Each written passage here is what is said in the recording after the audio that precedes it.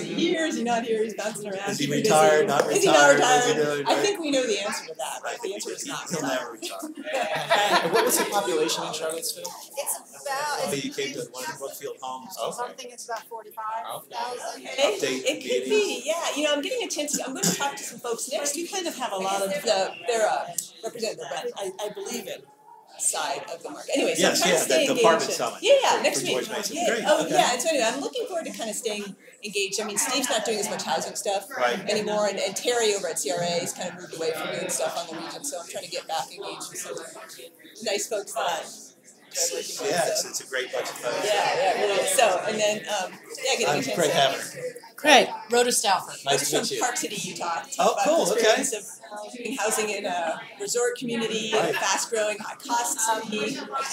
Yeah, you really have the dichotomy there, especially with the folks that are trying to keep everything running. Oh yeah, the Resorts hospitality team. Oh, yeah. I heard something interesting about in Vail, I think it was, about the business. I'm going to get the name of the business wrong, but No city-owned property. involved in building housing for the region. Yeah, we looked at. I did an inventory. There's not most. An idea in people's heads anyway, but some employees don't know how to do it. I mean, every know it's a problem, but I don't know. I don't want to get involved. I'm not a developer. I'm not a real estate person. Well, and I'll talk. Ooh, that reminds me. I need to talk about one of the things. Yeah, we own a part. One of our biggest hotels did in town. And they just got rid of one. Lease an entire affordable housing building. Really? For their the hotel. See, that's interesting. Like we don't think about. We think, we need to build a building. But this basically this guy, he's a for-profit developer. That did show that what He's in town and he cares about what's going on in town. And so he cut the deal before he even built the building with this hotel. That if they give him a master lease, they can affordable housing low end. So we have Ocean City did something similar a couple years ago. One of the bigger employers in town purchased I guess it was all commercial, and then set it up for residential use, as opposed to having their people scattered all over in different levels of quality, if you will. There's a lot of really horrible places that these kids will come over from Russia and stay for the summer, and they put them in these unique homes, I had no idea Ocean City had done that. Yeah. Ocean City's our go-to vacation. You know, they're happy because they get used to be mine when I lived here too. Yes. So they're not. I have favorite spots in Ocean City. Yeah, we go every year. We migrated up to the Delaware Shore. Right. Bethany Beach. Yep. Oh yeah, that was another favorite spot. Bethany and Rehoboth. Yeah. We're actually doing a lot of building down here. So carrying from New Jersey, New York, Philly areas. Are coming down there. Get away from the high taxes. Yeah. But they're still close to family and friends. Oh. So it's a 3-4 hour drive. You Right. can be home. Oh, is that right? And Cape May is it's such a sweet community. It is. Yeah, it's very fun. The ferry ride from Cape May across to Lewis is just so relaxing. Uncommon. What brings you down here? This is my third year. I found out about it. My parents live in town. I found out about everybody, and I love it because it's so energized. It's the first time I've done affordable housing kind of stuff here. So. Yeah, so this is the first time you. How's your home? Yeah, so ULI's partnering with the Tom Festival to do something. I think they did last year too, but I'm not sure it was on housing. I think it was on some other development topic. Yeah. But it's a really cool event. I usually come from the entrepreneurial side. I see. You know, but, that's cool. So do you dabble in a whole bunch of different topics? I'm a developer by trade, but I get excited about anything that has to do with. Oh, sure. And I'm going to go to the food thing after this. And then, nice. Not affordable housing thing later today. And a whole bunch of different stuff. Well, Craig, I'll see you. It's nice to see you.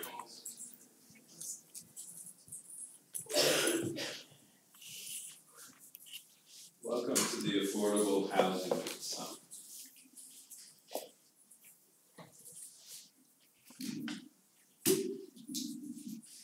This summit came out of an initiative started last autumn by the Urban Land Institute, of which I am local chair,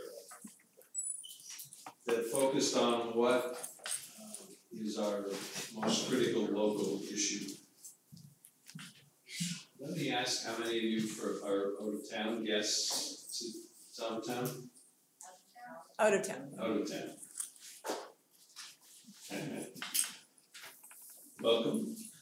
Enjoy our town. We promise better weather as the days go on. Yeah, you get all seasons while you're So here. not only is this a critical local issue, but it is a national issue, so it seemed appropriate for this venue to discuss how we can create affordable housing. There are clearly underlying social issues around this subject, and some of our panels will touch on that, which isn't to say we're not in any way trying to discount the underlying root causes of it.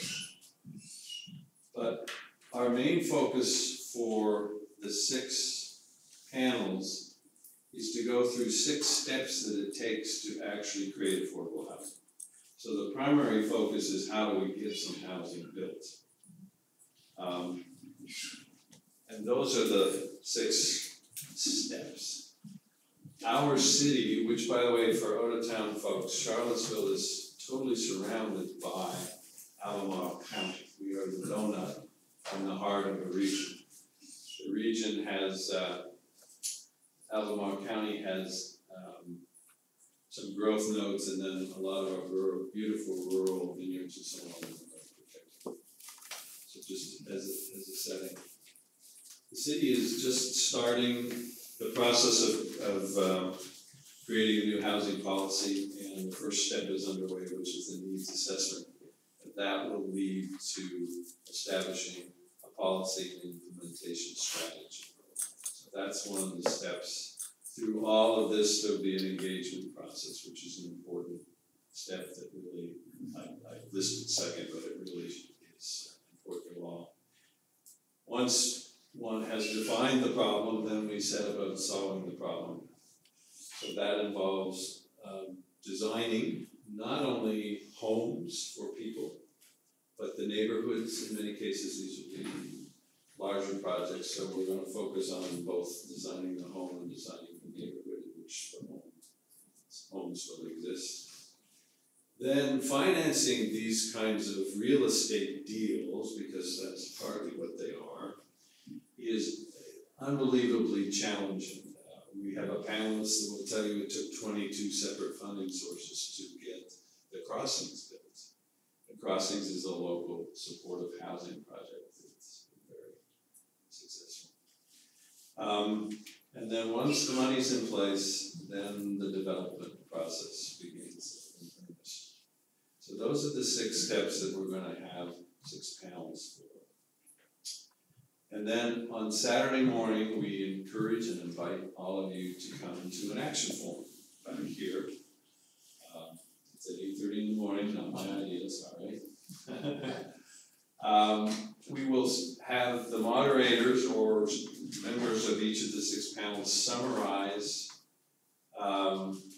sort of takeaways from the panels as a first step for those that weren't able to do it. By the way, good morning everyone on live streaming. We are live streaming through Thomas Jefferson Planning District Commission, who is also hosting us in this space.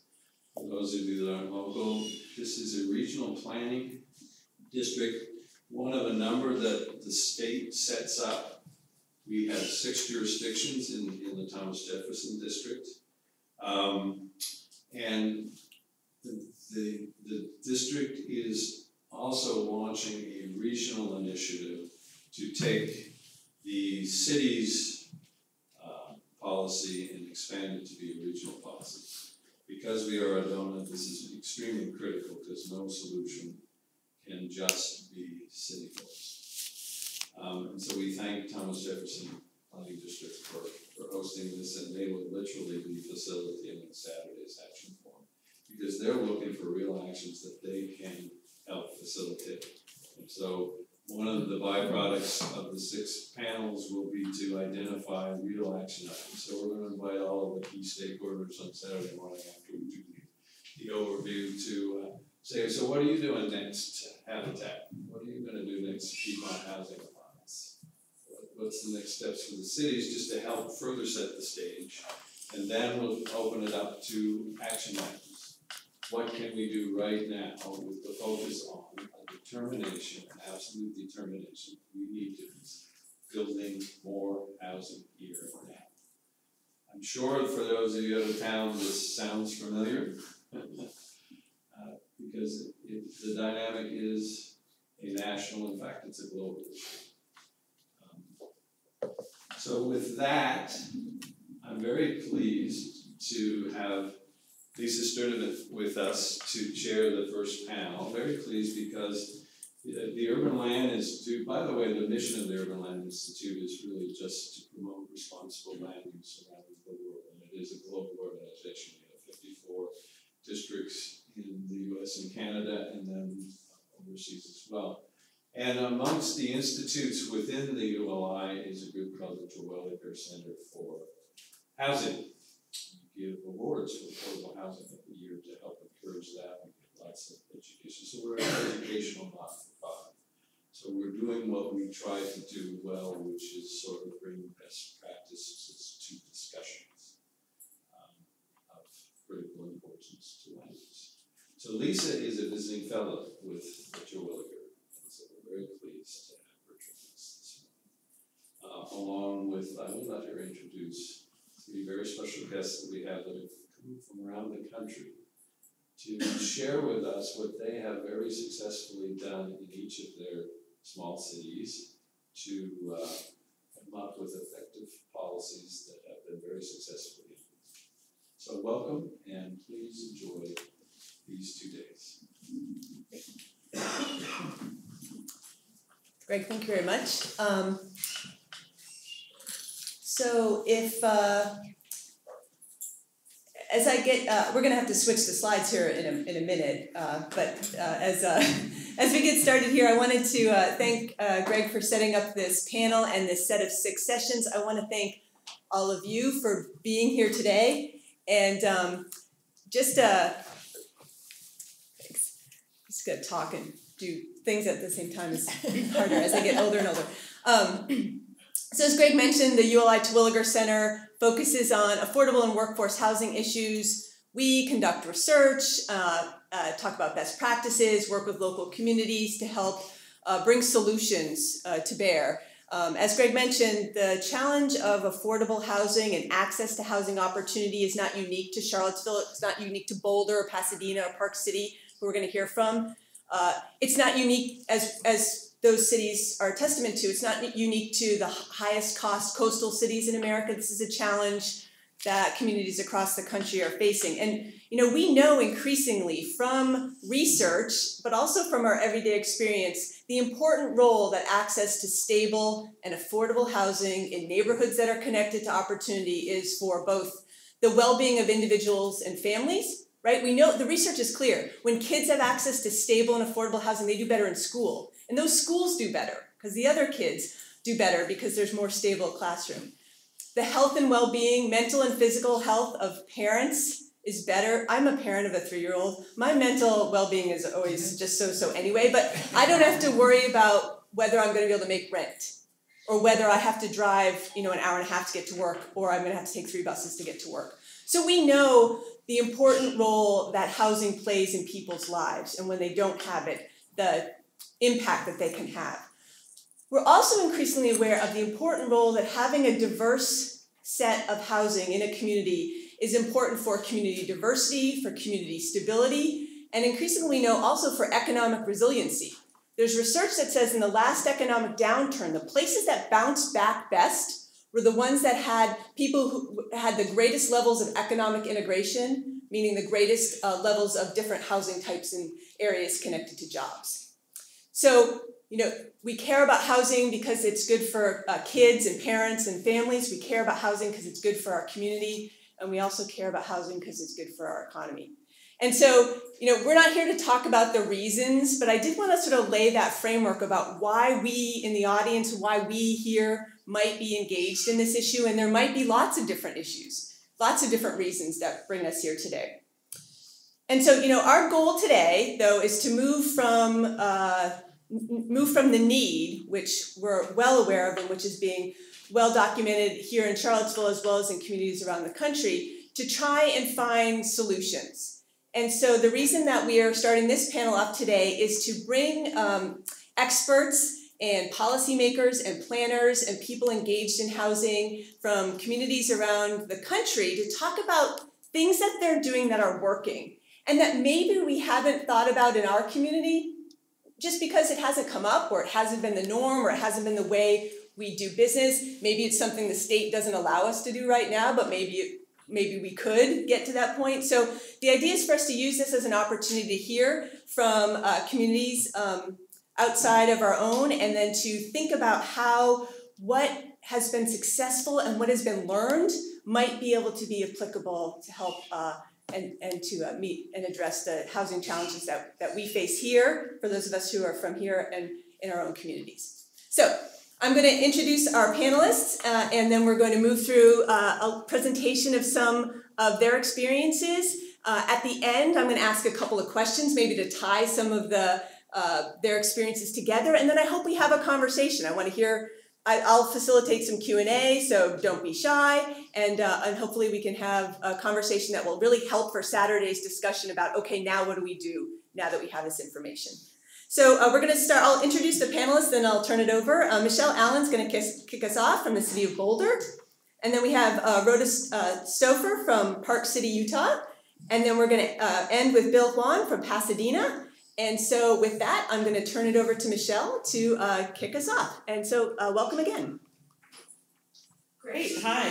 Thanks, Lisa, for that great introduction. I'm actually going to just echo a lot of what you just said, or maybe not even repeat it. Oh, that's fine. So there are so many similarities between the dynamics of what's going on in Charlottesville and Boulder that I'm almost surprised by it, but not really, because this really is the dynamic all over.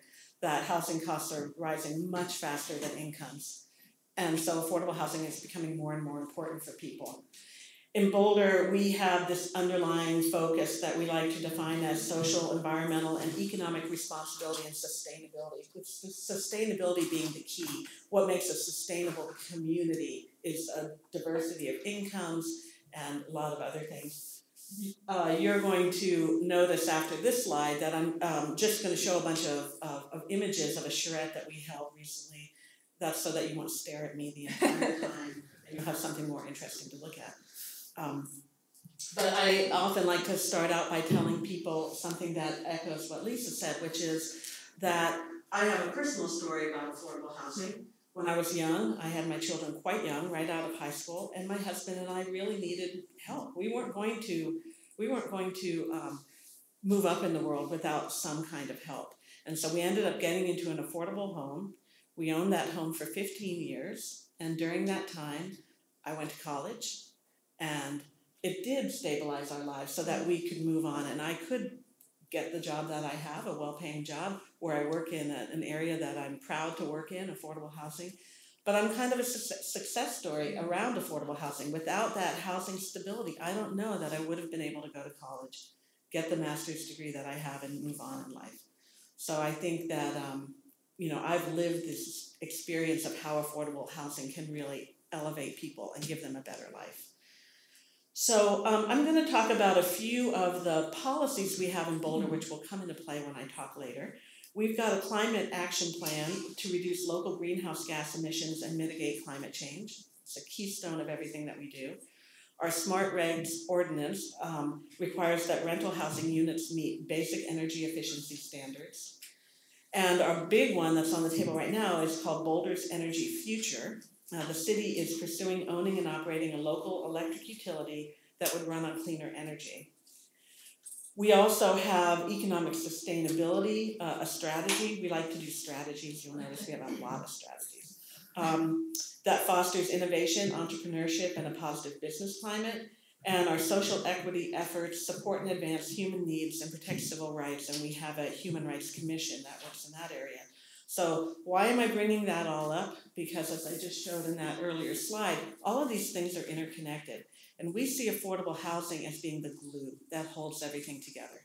Without a diversity of people coming in, participating in local government, participating in these types of policies, strategies, and discussions, you don't have the full conversation going on. So we just want to provide housing opportunities for the full spectrum of incomes. we realize, I'm not going to go a lot into needs assessments and how we do that, but suffice to say, we know the need is far greater than we can ever meet in Boulder.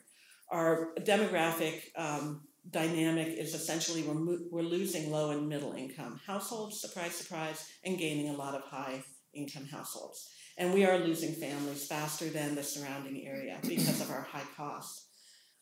We also recognize that we can't provide housing for everybody that wants to live in Boulder. And so that speaks to a regional strategy that we're a part of. The median single-family home price in Boulder is pushing $900,000, and condos are over $400,000, small condos, by the way. So our since 2010, Boulder has seen an almost doubling of home prices. Over half of the people in Boulder rent, though. We're a university town, just like you are, and we have a lot of renters. And over half of those folks are housing cost burdened, which means they spend more than 30% on their housing costs. So we have a lot of need in the folks that are right now renting. The average rent for a 2-bedroom in Boulder ranges from $1,800 maybe, and you're lucky if you can find that. It will not be a terribly nice place, probably a basement somewhere, up to maybe $2,500 or even $3,000. So really out of reach for a lot of folks. So in response, the first thing that government likes to do, and we do this, is we set goals. So we have a goal that 10% of all housing in the city be permanently affordable. We always do permanent affordability, never for a limited time. Permanently affordable to low and moderate income households. That is approximately up to about 65,000, and that varies depending on your family size, but up to about 65,000. So there's a 10% goal. We are currently at about 7.3% toward that goal. It is not a stopping point. Nobody thinks it meets a need, or it's a place where we just say, we're done. We're going to have, we have all the low-income housing that we need. It's just a way to measure our progress toward a goal. And so right now that 7.3% results in about 3,300 units of affordable housing. We also recently became more concerned with housing for our middle income folks, but we are losing those people as well, those households and in particular families. So we are starting to develop, we did a middle income strategy and looked at different tools. It's actually in a lot of ways a harder goal to meet because there's less funding available for that. But we did a strategy. It's going to focus primarily on our land use tools, which is basically making sure that our zoning will allow for higher density, smaller condos because they are relatively affordable in the market. And in particular, we have inclusionary housing in the city of Boulder, and we're adding a middle income tier. I'm not going to talk a lot about the inclusionary housing program because I know the state of Virginia frowns on that. But it is our workhorse. It's really how we kind of get things done. It was adopted in 2000. In the 18 years we've had it in place, we have raised over $50 million to put toward affordable housing. That's a lot of local money. And directly produced about 700 units directly through the program. So we have a middle income goal as well. That's 3,500 units going into the future, new construction, to 1,000 of which will be deed restricted. So affordable housing and housing in general has been a top priority for our council for actually quite a few years now. They have their retreat every year, they make their priorities, and housing right up there at the top. So we have a lot of efforts going on. I'm going to just sort of go through them quickly because I don't have a ton of time, but I'm happy to talk about them through the Q&A or after the meeting. I can hang around and talk about them. So our inclusionary housing program, as I said, is our big one. We are raising it from it was originally adopted that 20% of all new construction housing in the city had to be permanently affordable. It's going up to 25%, and a portion, that 5% increase, will be for middle income housing households. We recently adopted policies to support cooperative housing because it's relatively affordable in the market. We have interest in that, being a university town. We are expanding our accessory dwelling unit program, which was fairly constrained in the past due to concerns about students, essentially.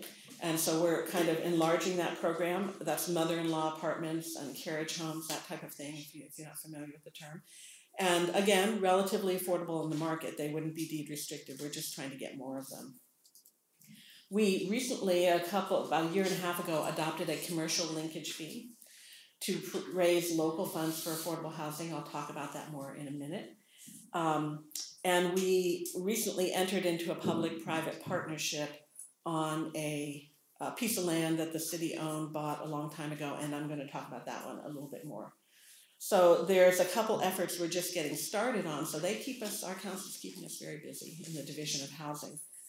We are forming a housing advisory board to elevate the discussion of housing and provide a place for residents to provide direct input to this board so that they can consider housing policies. We are developing and adopting what we call an affordable housing community benefit ordinance that is incentive-based zoning. I think that you guys are thinking about something similar.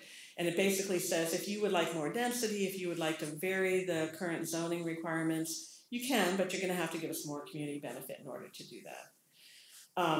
We are developing a middle income down payment assistance program funded through primarily those inclusionary housing funds I mentioned.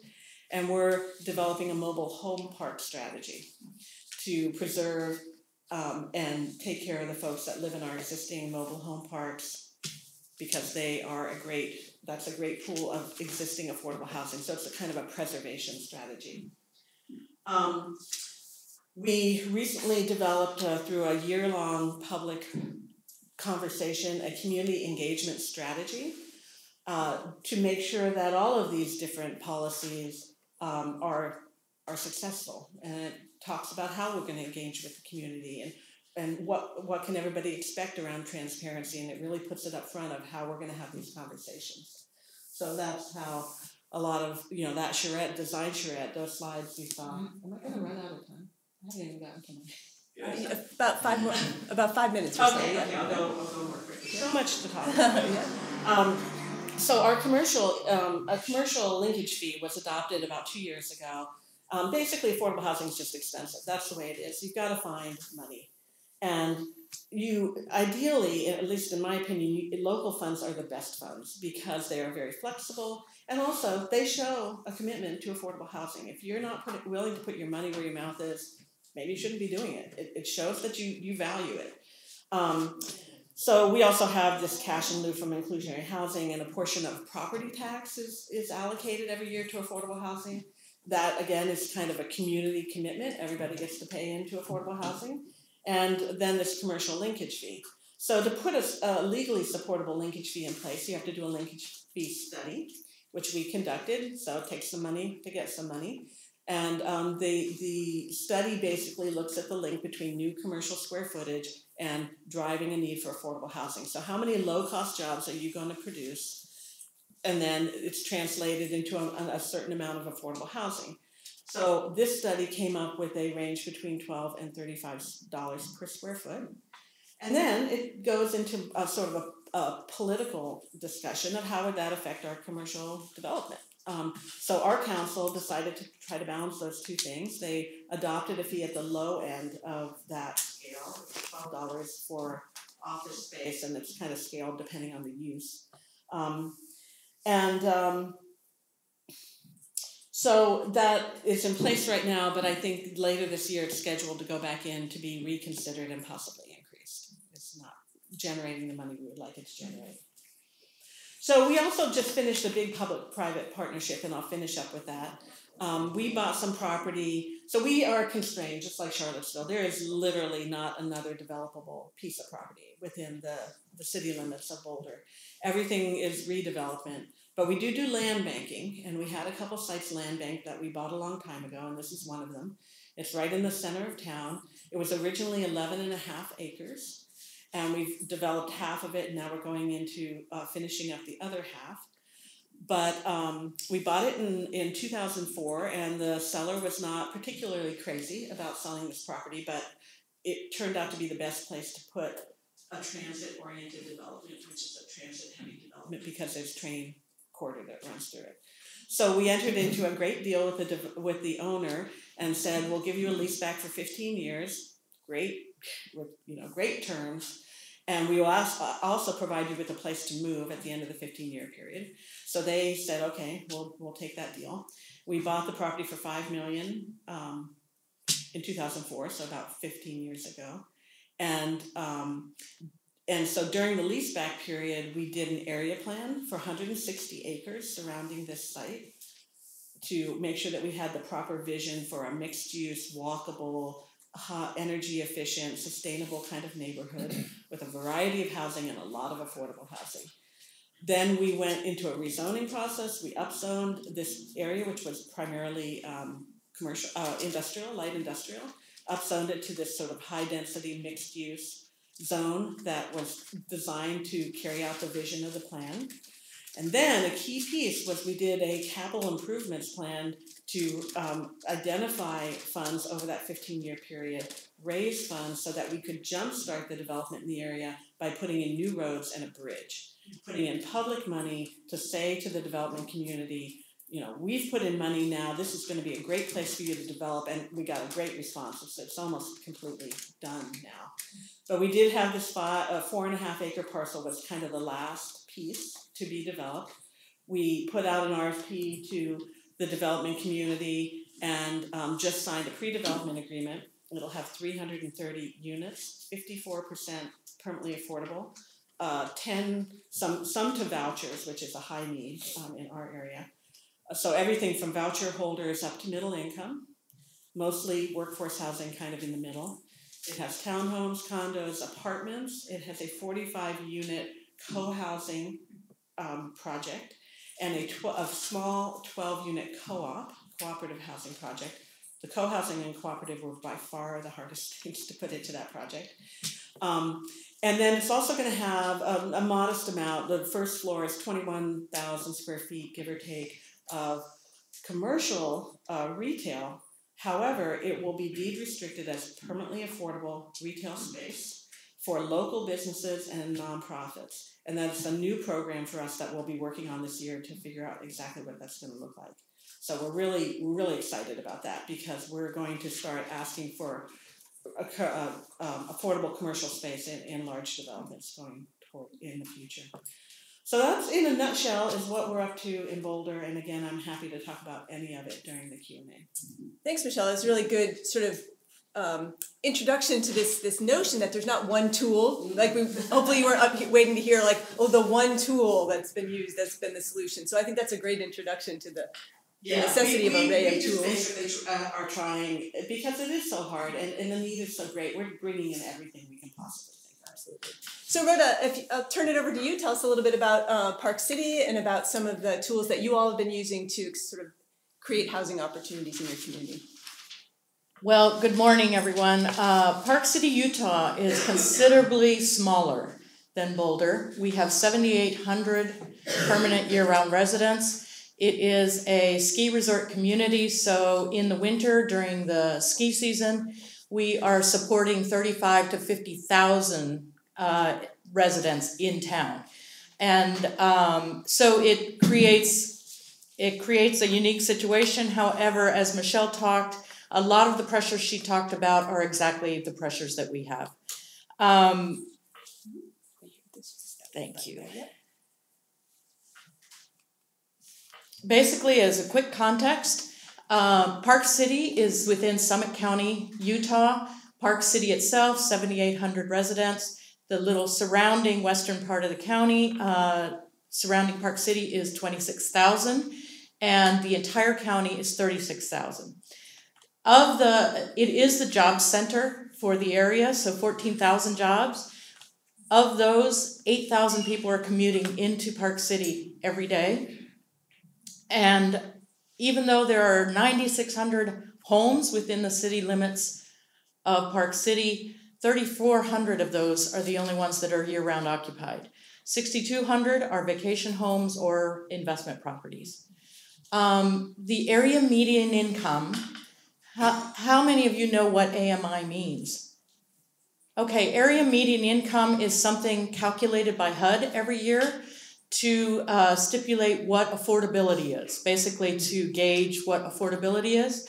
And the area median income in Summit County just changed from 103,000 to 107,100 for Summit County, and that's for a family of 4. And so all of the affordable units are supposedly gauged towards that. However, if you run the wages, the average wages in Summit County is quite different. And the majority of the jobs that those 8,000 commuters, the majority of the jobs in the area are only providing $45,000 to a family of 4. And that's because it's hospitality and leisure, which pays about 28 to 30% less than the median jobs, the median wages. We have 519 affordable and or deed restricted homes.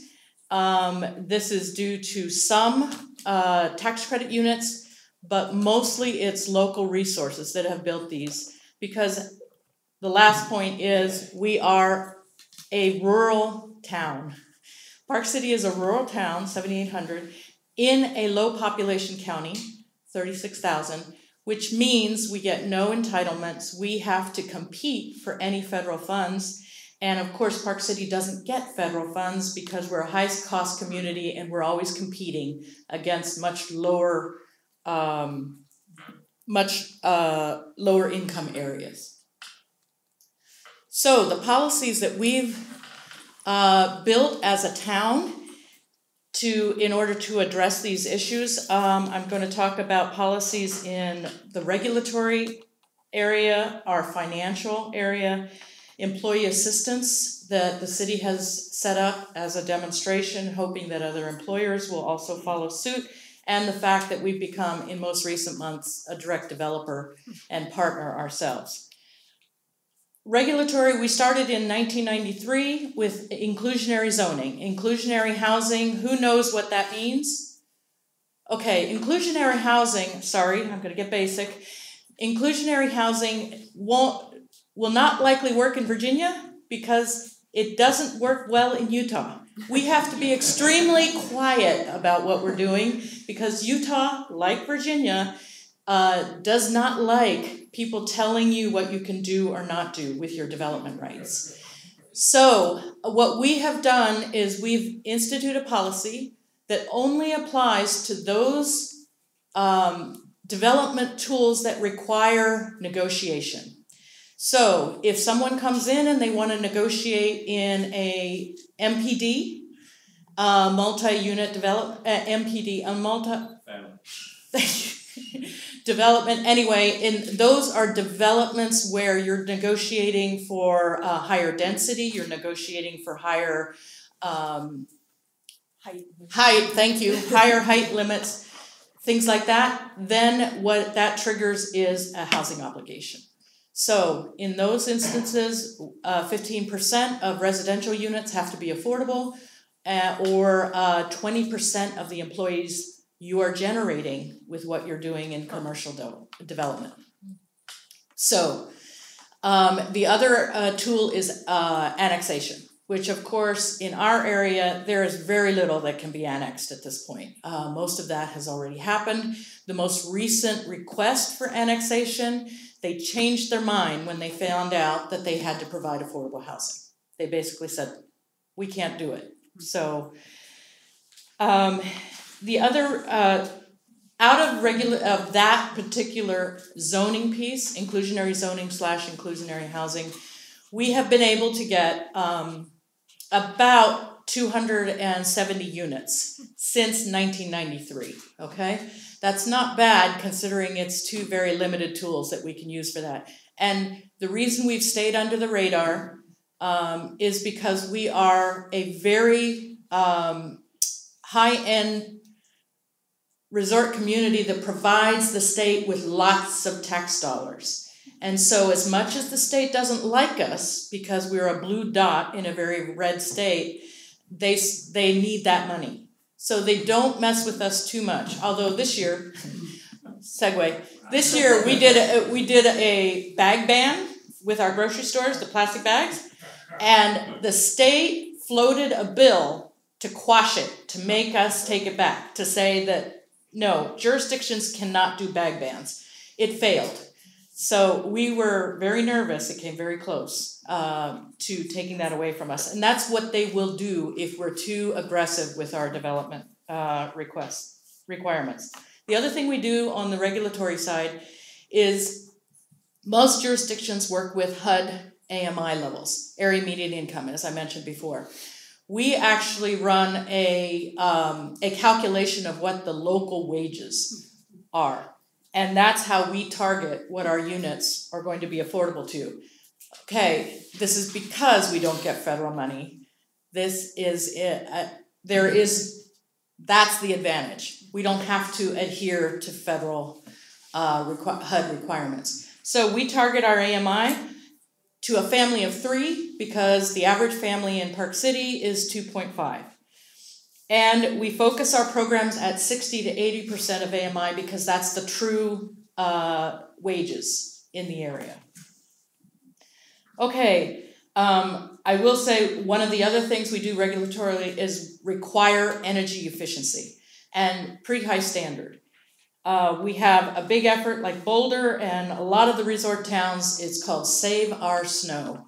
Basically, if climate change doesn't change, in about 30 years, we will not have a ski industry. So we are very focused on energy goals.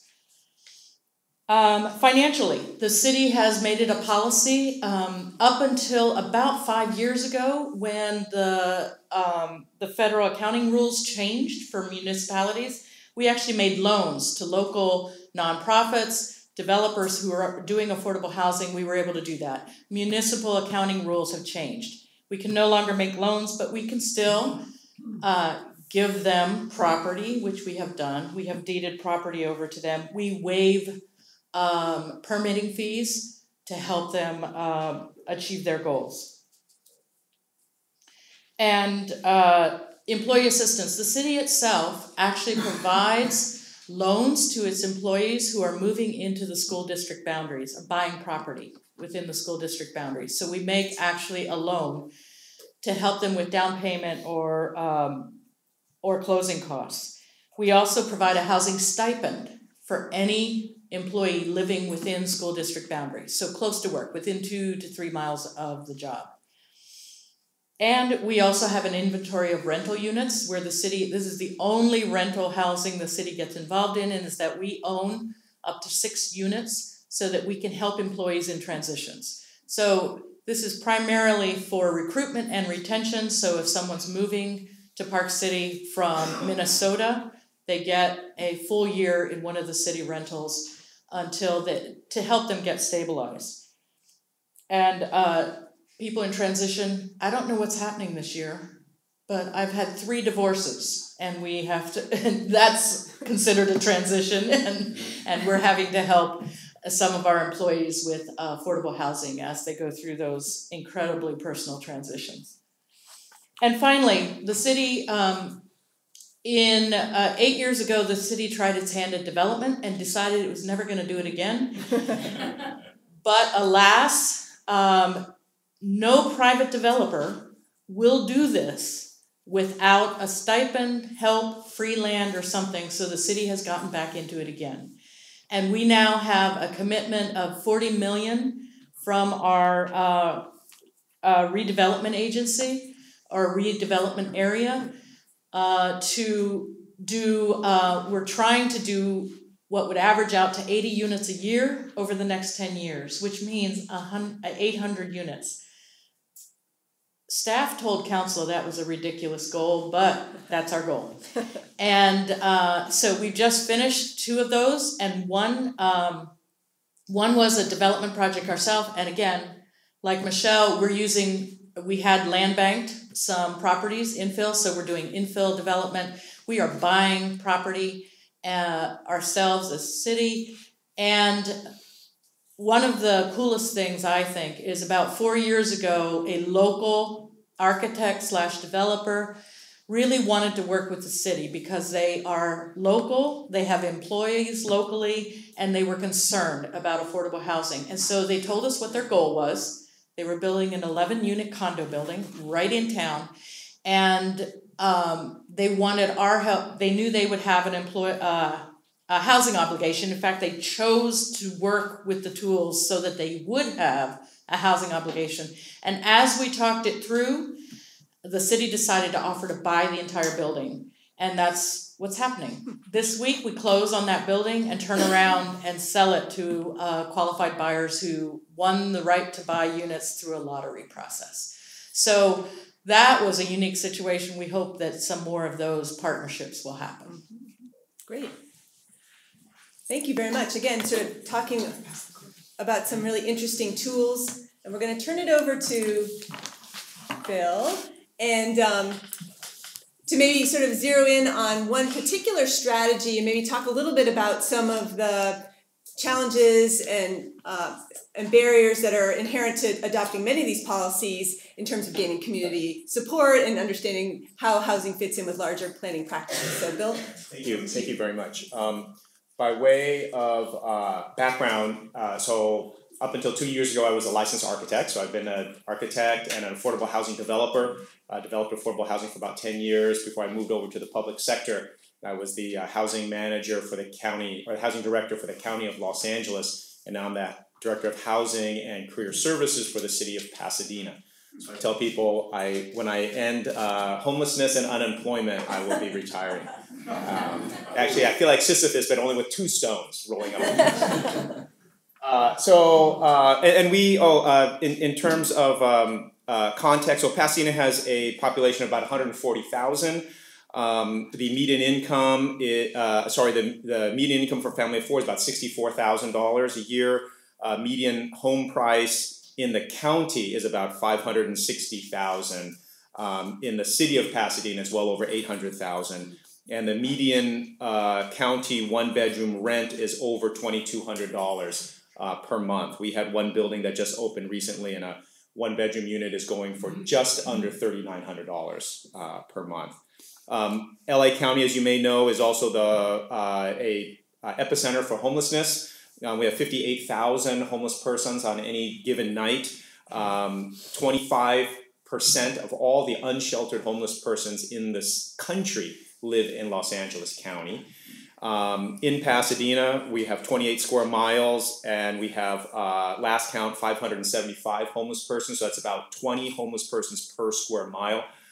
That's down about 50% from 2011, but we have a long, long way to go. We have a lot of different programs, a very robust inclusionary housing program. We have all kinds of, we're funding affordable housing developments.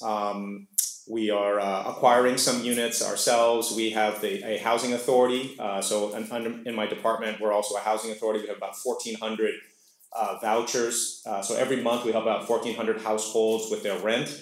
And so in total, in Pasadena, there are about 50,000 households. About 4,000 of them are subsidized, either by the rents being subsidized or the development itself was subsidized. So that's about 8%, and it's nowhere near sufficient. In California, the state has become very active in supporting and mandating affordable housing. So they're not getting in our way. It's the opposite problem of Utah. They are getting in our business. The cities, of course, whenever the state mandates something, the cities scream bloody murder because it's loss of local control. But to be honest, the housing crisis is so bad in California that the state could not sit back anymore. So last year they passed a whole slew of various housing bills, bills that were designed to streamline the process for any kind of housing development, not just affordable housing development, but trying to address the supply and demand imbalance that every year the state of California falls hundreds of thousands of units behind where it should be in terms of producing housing. And so a lot of that is because local jurisdictions set up all kinds of barriers and make it very, very difficult to build new housing. And so the state has come in with streamlining bills to allow extra density, all kinds of things. one of the things I wanted to talk about are these ADUs. As Michelle mentioned, these are granny flats. So the state many years ago adopted a statewide requirement that all jurisdictions should allow granny flats to be built by right in all single-family neighborhoods, and yet not that many actually got built. A lot of jurisdictions, like unfortunately Pasadena is very progressive towards affordable housing, but in one area I guess it was a reaction to local control. So local control sort of trumps everything. So if the state tells you you have to do something, well, okay, we will meet the letter of the law, but we'll make it virtually impossible for anything to actually get built. And so our ADU ordinance fell into that category, and many other cities did the same thing. And so the state last year, 2 years ago, boosted up the state requirement to allow ADUs. And basically liberalized it very much. And so cities like Pasadena have had to modify the ADU ordinance in order to allow more ADUs to be built. So Los Angeles has a horrible problem with housing, and yet, even though we have all these horrible issues with housing, a housing crisis, many parts of LA County are actually overhoused. This is where the ADUs come into play. Oops, sorry.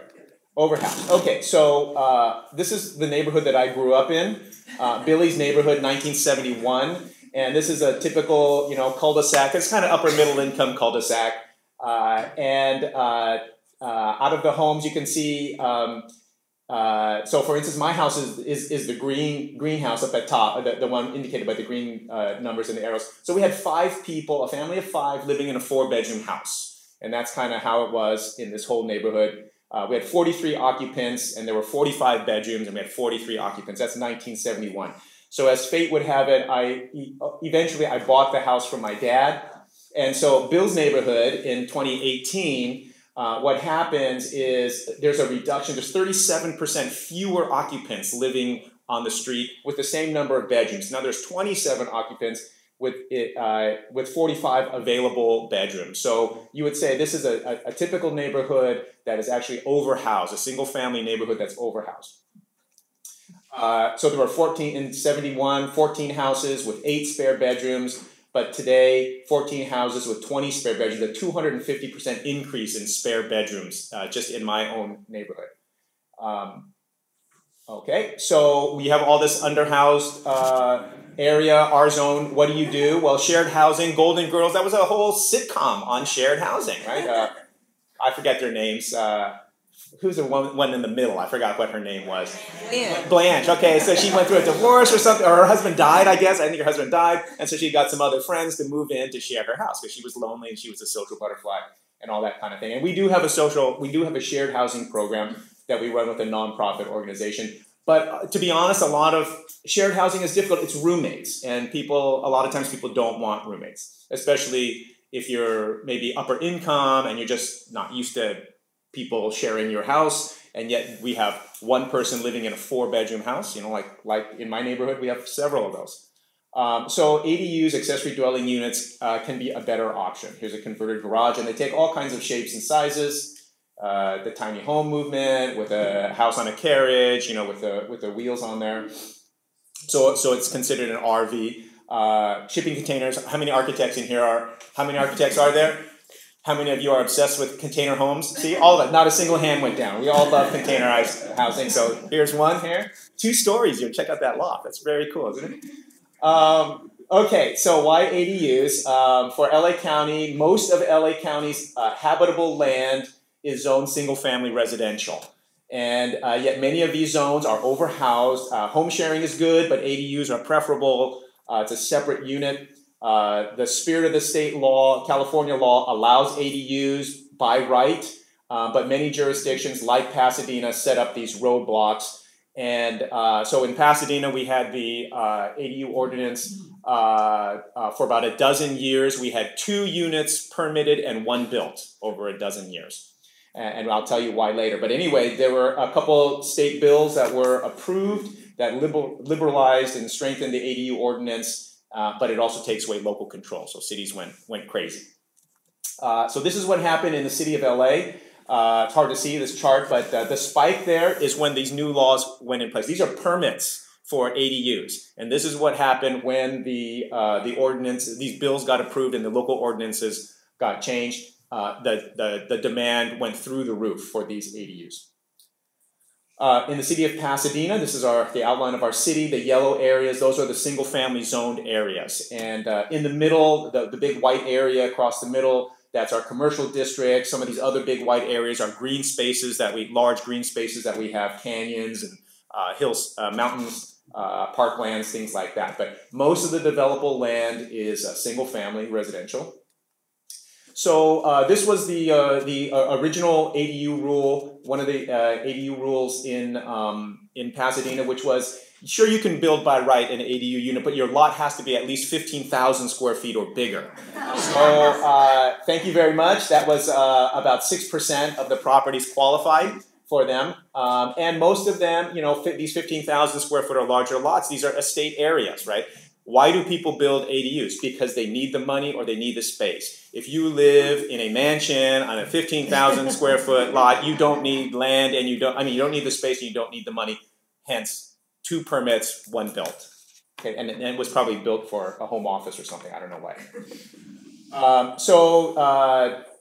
The planning department had hoped to get the lot requirement down to 5,000 square feet.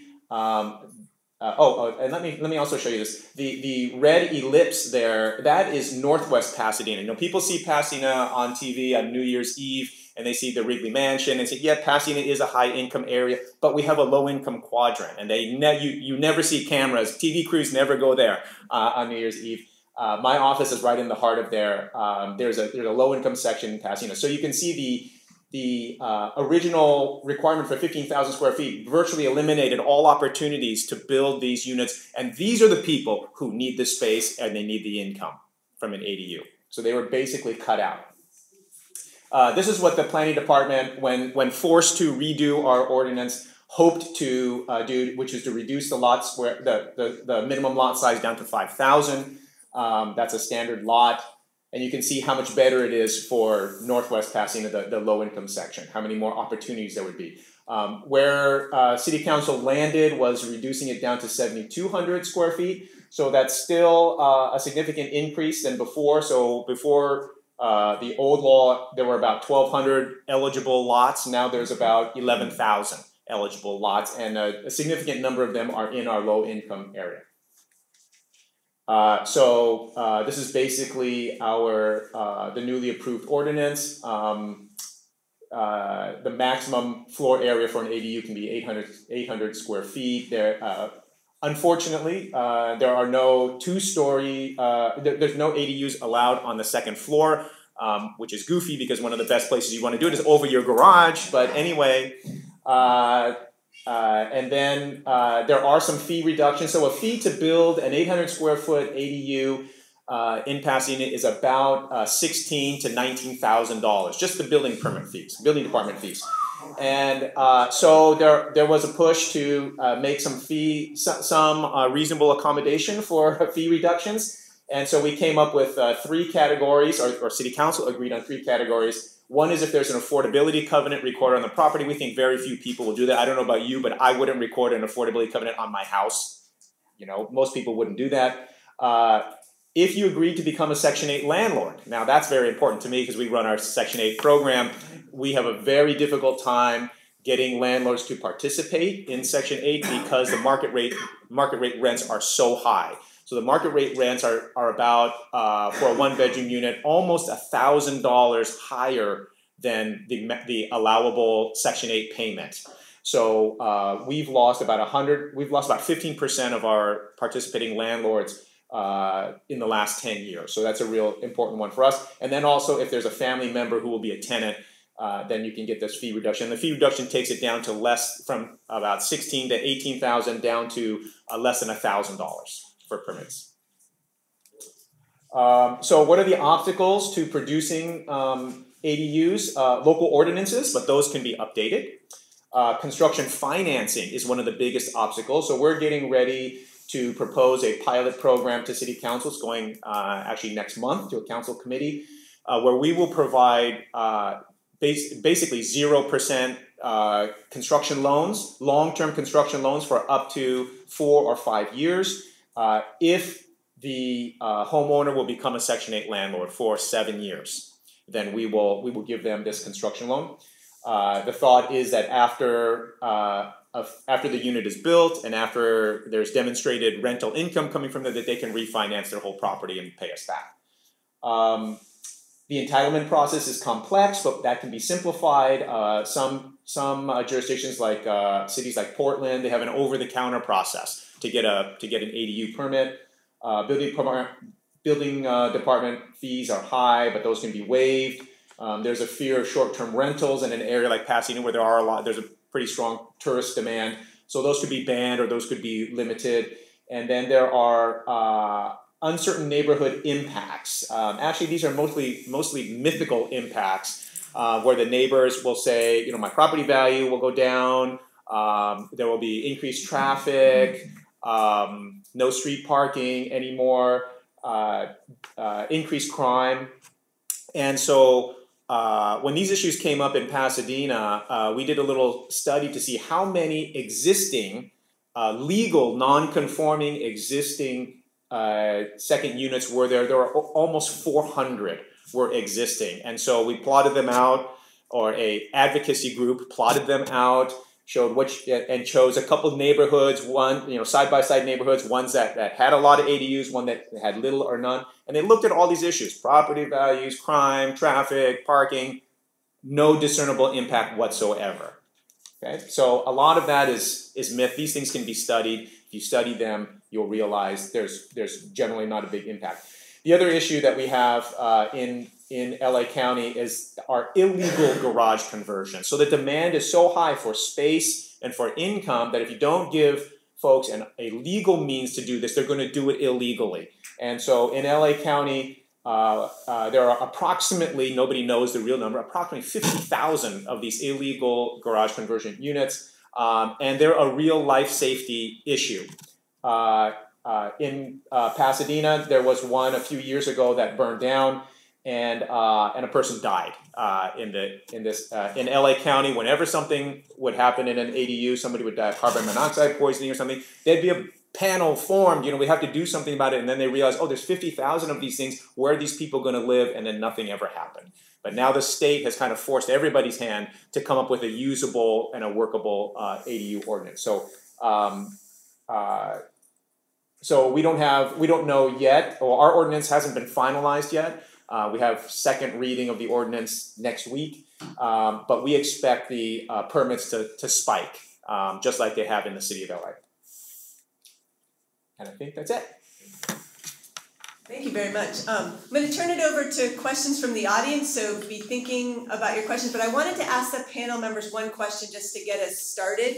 Really appreciated hearing how your communities are responding to the pressures of housing affordability and the growth in your populations.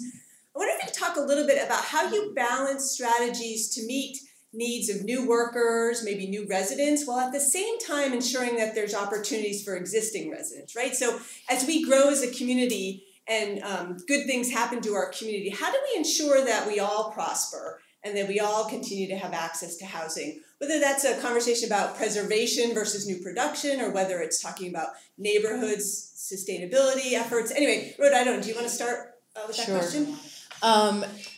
We actually have two different housing policies. There are some of our units don't have this requirement, but anything built directly by the city, you have to have been living in the community for 2 years to qualify for that lottery. So it's full-time workers within the community. You have to have been there for 2 years. So that's to ensure that folks who have tried for 20 years to find an affordable place to live, they would get a higher ranking than someone who had just moved into the community. One of the affordable housing partnerships we have with a developer, which is actually partially a housing obligation, they actually rank the buyers in accordance with how long they've been working within the community. And so if you've been there 20 years, you were in the first cycle of houses sold. If you've lived there 5 years, you're a little bit lower on the ranking, but you still got a home in the next year or two. So that's how we've done it. That's great. Any thoughts on that issue, Bill or Michelle? You know, I have a thought, because we've been thinking about this a lot. We used to have a requirement for our affordable programs that people had to live and work in the city of Boulder for a year before they got a priority, which means nobody else got anything because there's so few units compared to how many people want them. So live and work. However, we really started looking at the living in Boulder requirement and decided that it was it could cause disparate impacts for fair housing, because when you think about it, if you have to live in a high-cost area, you almost by definition aren't low income. So it's like we have over 50,000 people commuting into Boulder every day. Most of those are our lower paid wage earners. They don't live in Boulder because they can't afford to live in Boulder. So having a live in Boulder requirement is just weird. So we actually took it away and said you have, but kept the work in Boulder requirement. So that was one of our ways of addressing it. Yeah, we have enough diversity. We do keep, we have a preference. Highest preference is if you live and work in Pasadena, then if you live in Pasadena, then if you work in Pasadena, then if you were displaced by another project in Pasadena, and then anybody and their brother after that. And it works really well for us. The other thing that we do is we are very active in preserving the affordable housing that we have. We have a 150 unit senior housing project that we are working on, restructuring the financing on to preserve and extend its affordability. And then we also have a very robust single family rehab program, because we have a lot of low income single family homeowners, mostly seniors. And so we have a very robust program with all sorts of, you can get your house painted for free, ramps for free, solar power for free, landscaping, insulation, whole house fans, low flow toilets, kitchen, all that stuff is all free. And if you need to do something bigger, like a new roof, then we have a single family rehab loan program where you can get a 1.5% simple interest loan for that. That's great. Thank you very much. So, a question from the audience. Yes, ma'am. My question to all of you, one of you ladies, I can't remember, it might be you, saying that inclusionary housing probably won't work here. So to me, I think that saying what will and will not work in a city like it varies, right? Because it is very, very, very, it works in places like Charlotte, it works in places like Maryland, it works in places like Atlanta or Georgia area, right?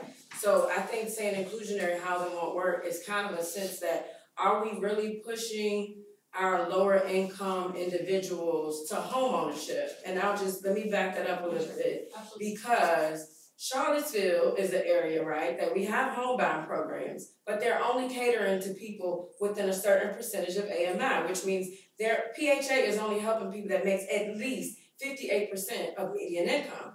But if you have inclusionary housing, where you have to have so many units sold to people, let's say facility workers at UVA that don't make a lot of money, then that would make sense. I feel like the Section 8 housing choice voucher is a real issue because we're not pushing lower income individuals to be homeowners, right? And then the homebound programs, I can't speak for Pasadena or anywhere, Boulder or whatever, but I can speak for Charlottesville.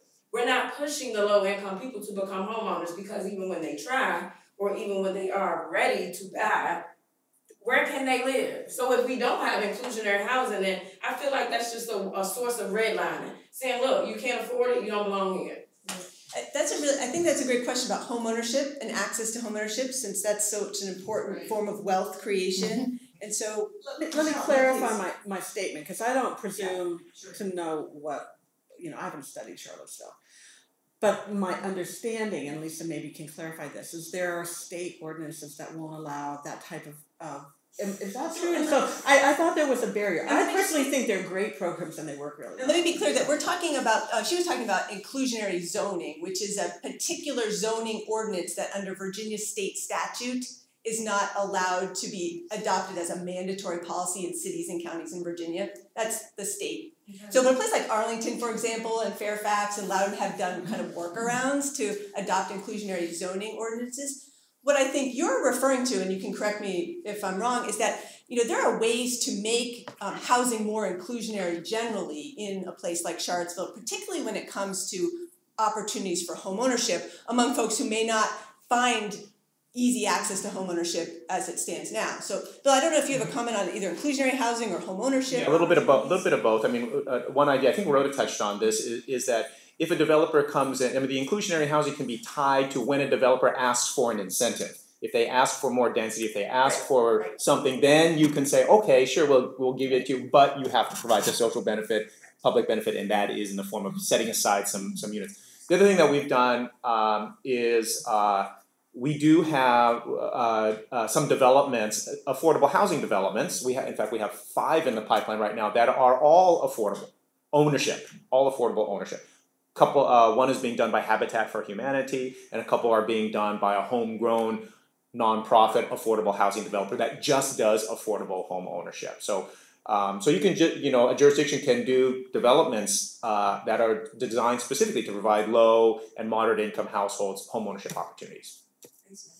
Questions, or yes? Yeah, I'd just like to say in general for capturing ideas, we shouldn't reject an idea at the local level just because the state says no. Good, fair point. And if we need to collect those and say, okay, we need to take this to Richmond, let's take it to Richmond. Fair point. Because I think that happened in Oregon, right? Oregon had a ban against it, and then they recently changed it.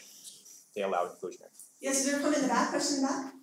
Yeah, I just had a question for the panel. So we talked a lot about the middle income strategy that all of you use in your city. I was wondering if you could take a few minutes to talk about how you all address problems with extremely low income affordability, or if there were any strategies. So the question is about strategies that target folks who have extremely low incomes in your community. So Bill, start with with the homeless population, we're really active in that space right now, as well as LA County. Right now, if you know about affordable housing finance, how these projects are developed, you have to go to several different places and compete for funding. The funding that you get from LA County is almost impossible if half the units are not permanent supportive housing. That is for folks at 30%, extremely low income, 30% and below AMI. And so what that means is there absolutely needs to be a rental subsidy at that income level, because at that income level they can't pay enough rent even to sustain a project and pay for their operating costs. So working with housing authorities to project-base, what's called project-basing rental assistance or project-basing vouchers is something we've done very, very actively. We have 175 of the units that we've developed are permanent supportive housing units, and we have I have hopes for 3 or 4 more projects in Pasadena, but most of them would be on city-owned land. So I'm trying to get city council there, but they've done it 3 times before, so I'm confident. I'm hopeful. Do you have a local rental voucher, local rental subsidy? Yes, our housing authority is in my department. No, but that's federal vouchers. Do you offer a locally funded housing? Because that's another way communities sometimes bring additional resources to bear, is use local funding. You need the local funding, and you also, for rental subsidy, well, in permanent supportive housing, you need the capital to build it, you need the rental subsidy, and you need service dollars, because folks will not stay in housing or won't thrive in the housing unless you provide services that address sort of the root causes for why they're extremely low income or basically homeless. Great, thanks. Michelle? Yeah, what he said. Okay. No, very similar approach. It's the hardest income group to house, so you have to really be very pointed and determined in how you do that. But we are trying to request, and most developers go along. If they have, like in their inclusionary requirement, they will set aside a certain number for vouchers. We are also doing a number of projects to increase our number of transitional housing with services. So again, they have to be funded from they have to be subsidized, and the services have to be there. But we have, again, we kind of love to set goals and then go after them. So we do have a goal for that. Very low income, we've upped our goal. And we use a housing first approach. I don't know if you guys do. Yep. Housing first, which means you house the folks and then you provide services to get them stabilized.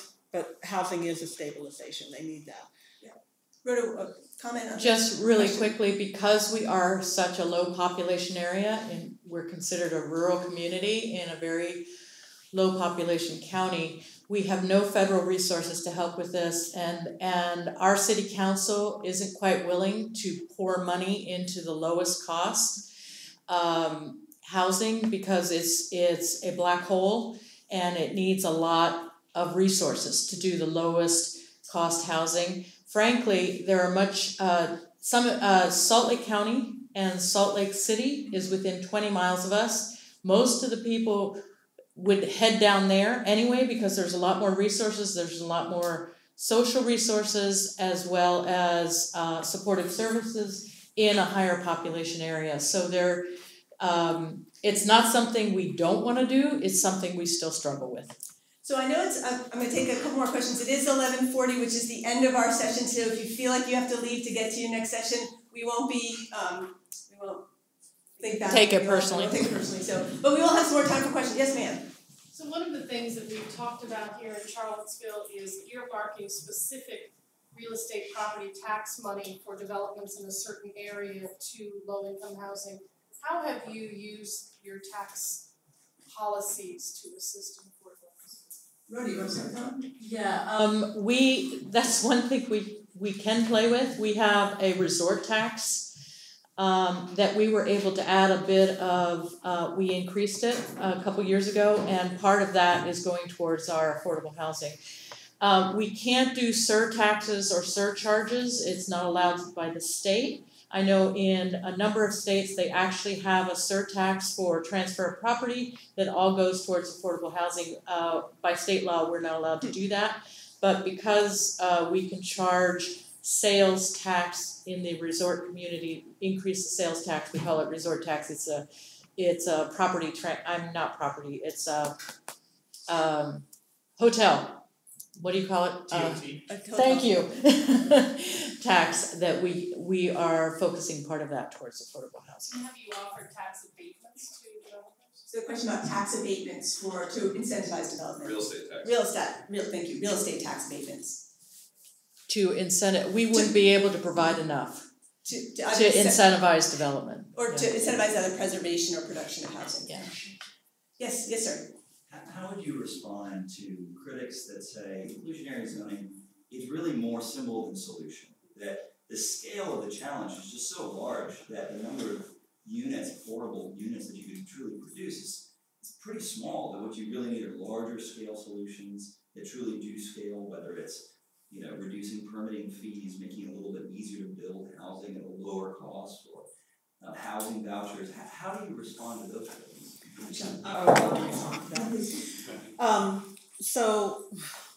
it's a complicated issue. It really is. I think you have to use all the tools in the toolbox. That's number one. Absolutely. Inclusionary housing, the way it works for us is that the developer has options, and one of them is a cash in lieu option. As I said, it generates quite a bit of money. You need money to do all the things that you're talking about. So it's a fundraising generator. It's not going to address the problem directly with units, but we can leverage that money to get federal funds and low-income housing tax credits to build more units elsewhere. Or what we do now is a lot of preservation. We buy existing apartment complexes and deed restrict them. So it's just one of the many tools that you need to address the problem. And the other thing is that so we're like Charlottesville, we have no land left to build on. It's all redevelopment, but we don't have any land. We need to piggyback on the developer's land.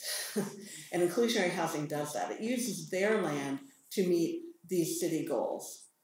The other thing that I want to mention, and I think it's hugely important and it doesn't get talked about enough, is that when you have an inclusionary program, that means that every developer who builds housing in your community has to have a conversation around affordable housing, and it turns them into affordable housing people. We've actually had developers just go from building market to go right, and all they do now is affordable housing, because they're clever, they're smart people, they are the key, they're the ones to build the housing, not us. The city's not building the housing. So it sort of brings them in as a partner in a really great way. They all have to have this conversation, they have to understand affordable housing because they have to meet the requirement.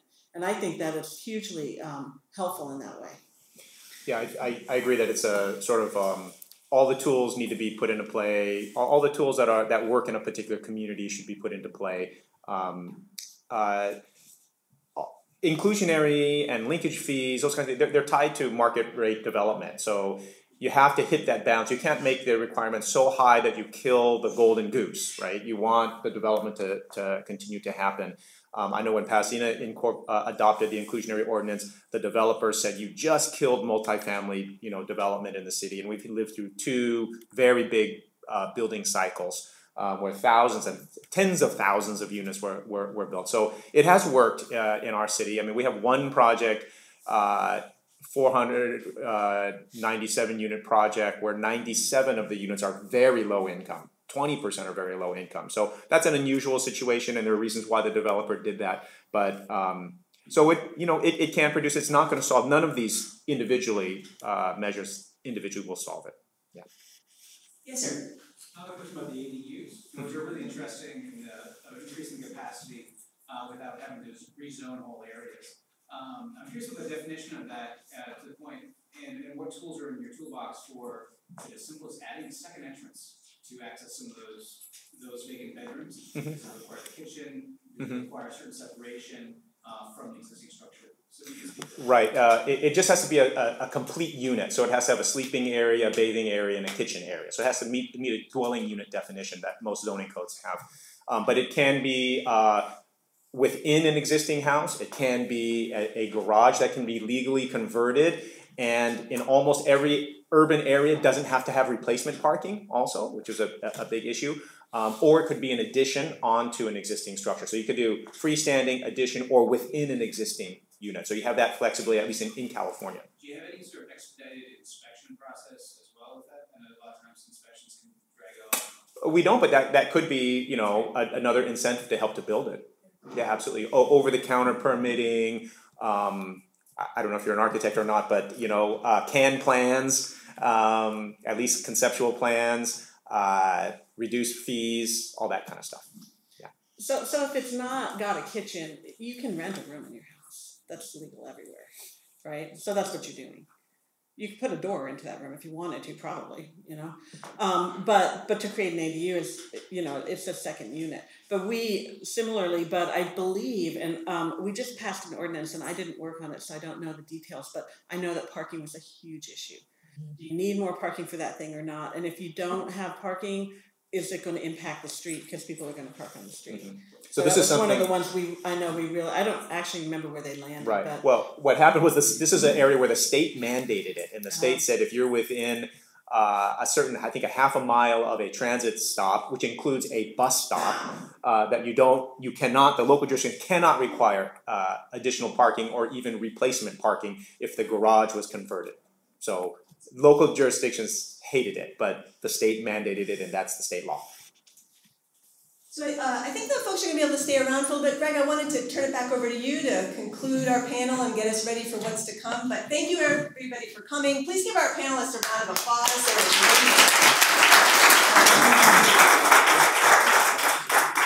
Please join us after lunch at 2 o'clock. We're going to have a panel with like a dozen people that deal with financing. And then at 3:30, which is a complex subject, do an hour and a half. Yeah. And then at 3:30 is community engagement. Tomorrow we have the second keynote panel with national experts. We're going to focus on 3 developments done in very different ways and how developments actually were put together. Then we have a design session in the afternoon tomorrow, and then close with a needs assessment session. Just 1 or 2 comments. Oh, I'm sorry that she got away. Excellent question on inclusionary. Our workaround that's being studied by the city here as we speak is to find ways to incentivize which could be a very similar tool to the legal challenge we have in this state with inclusionary. So if we just substitute the word incentivize for all the comments made about how great inclusionary is, I think we can get there. So thank you very much, we'll see you at 2 o'clock. I encourage everybody Saturday morning, we're gonna have a wrap up here with all the local people and any guests that would love to join us to say, what have we heard that we can help move our own situation forward? Thank you. Yeah, I mean, literally. That You was guys did a really great job, guys. Thank you so much. You have no idea how many great notes you hit that are. I just want to say thank you. Good. Love you. But I actually was particularly curious for you in Boulder. I'm a transportation planner. So when you're in this high growth situation, you're trying to add housing. I'm wondering if you can piece of orange tape. Yeah, good. So what are you guys doing to work with your clients? Sound a lot better than the 57. You're in first development, but are you The one with the orange tape. That's exactly what we do. Because I heard you said that you were on. I know, you said you were on. I know a lot about. Got some length. I'm going to put a piece of orange tape on it so it's easy for you to find, alright? I'm kind of curious on the housing side, what that looked like. You know what we're seeing now? The project I talked about? Yeah, the one that you guys one part How's that? You guys are saying, right, perfect. So we have